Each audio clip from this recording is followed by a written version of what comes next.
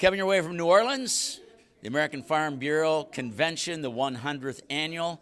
Jim Bartle's here, and with me is Bob Roelofs from Vernon Center. Bob involved with Farm Bureau, one of the about 70 people here from Minnesota, Bob, and trying to catch a little bit of the Farm Bureau story, talking to several Farm Bureau representatives. You're in the hog business over by Vernon Center, and I know you made some adjustments this year, a little bit about that, what you can share, and then we'll talk maybe a little bit about some of the trade impact and so forth, but a little update on your operation. We're a corn soybean farm, and then we were a farrow to finish operation.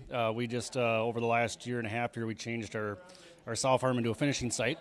Half the site was about 12 years old. The rest of it was built over the years since the late 70s. That transition went pretty well. It was a really busy summer. I lost about 25 pounds. Along with a bunch of high schoolers and another general contractor, we got it done in about just under 80 days from the last sow leaving to a finishing site. So now we raise just feeder to finish. We do a little bit of wean to finish. So that transition went pretty well, pretty decently. Why did you make the transition? Things in the hog world are changing. We had some disease challenges over the last few years.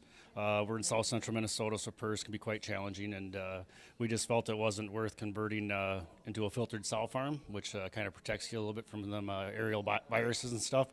So we decided to convert it over to finishing, to feeder to finish, and we think hopefully down the road over the next 15, 20 years, that'll be a little better opportunity for us, I guess, for our operation to be more successful. So, Bob, how many years in Farm Bureau, and why are you a member of Farm Bureau?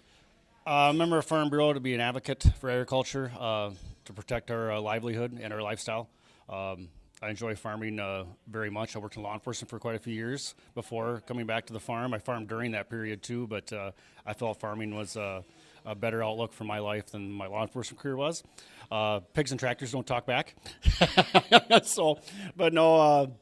Farm Bureau is a very good organization. I was county president of Blue Earth County for quite a few years.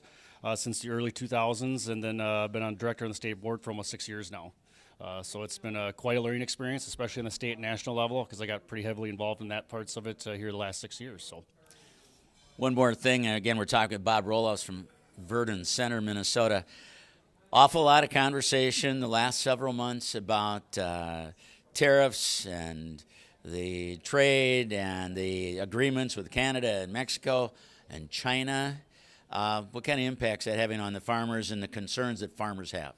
I think it's been a huge impact on the farmers, and not a good way.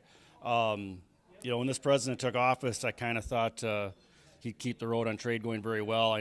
I get why they're doing some of these things, to try to fix things with China and stuff like that, but I think the timing has been pretty bad for agriculture to pull it now. I think it would have been a lot better a few years back if they would have done it a few years ago when times were good.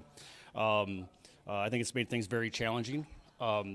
The mitigation payments, that's helping, but that ain't gonna solve the problem, and that problem will never get solved. I mean, the best thing that can happen is we get these trade deals done, get them fixed, get our things done with China. The biggest thing that worries me is once you lose a market, it's hard to get it back.